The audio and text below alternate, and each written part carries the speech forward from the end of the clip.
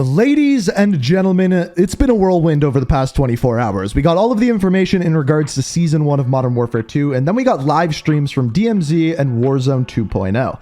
And yesterday we went over Season 1, we went over DMZ, but we have not yet to go over Warzone 2. And a lot actually came out of this. There's a ton of things that have even changed since last time we saw Warzone, and essentially that's what we're going to be looking at in this video.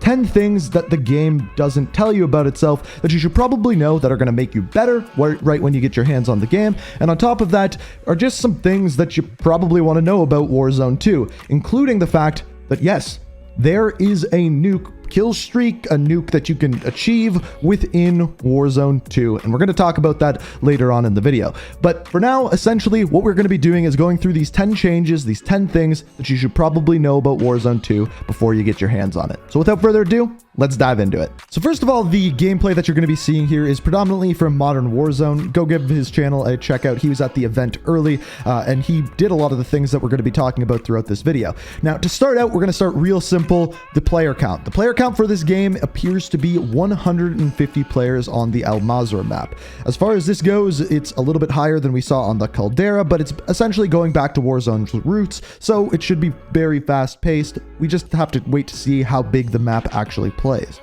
Now, one thing that we talked about the last Warzone reveal is the zone closure. So at some point in the game, the zone is going to split into 3 different zones and then close back down into one later on in the game. This is to kind of make people move a little bit more.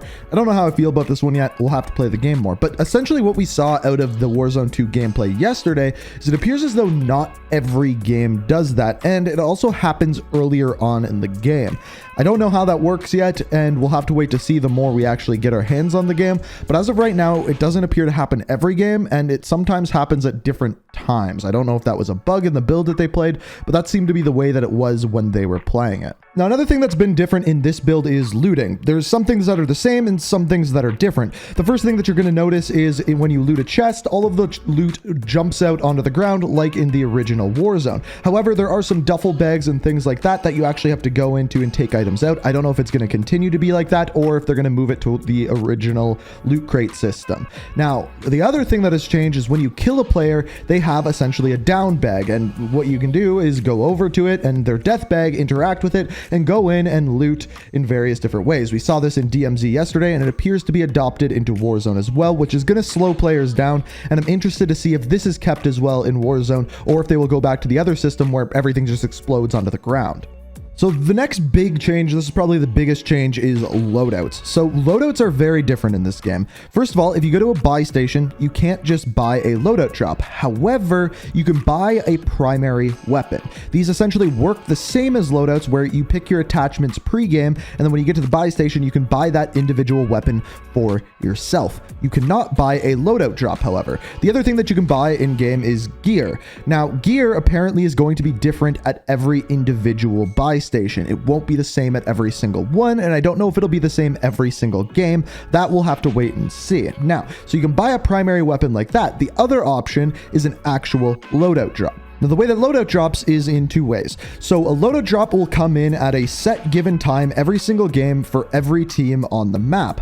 The difference with Warzone 2 is that it doesn't just drop for your given team 150 meters away. It drops for all of the teams around you, and anyone can access that crate. I think this is a great idea because it will focus a gunfight on a specific area wherever that loadout drops for every single team within that area. On top of that, you can go back and loot it if you come back from the gulag and things like that. I think this is a great idea, and I can't wait to see how this one plays. The other difference with the loadout drops compared to just buying a primary weapon is you actually get everything. You get your primary, your secondary, on top of that all of your perks and your equipment as well. That is how you get that. But there's also another way, but it revolves around another thing we have to talk about, which is AI. Before we talk about AI, I just wanted to mention, you may have noticed that within the loadout, it is not 3 perks that you get to choose. It is 4 perks, just like Modern Warfare 2. So really no changes there. So the way that AI worked in the previous build of the game is essentially they were everywhere, all across the entire map. Now they are located in 2 areas, at strongholds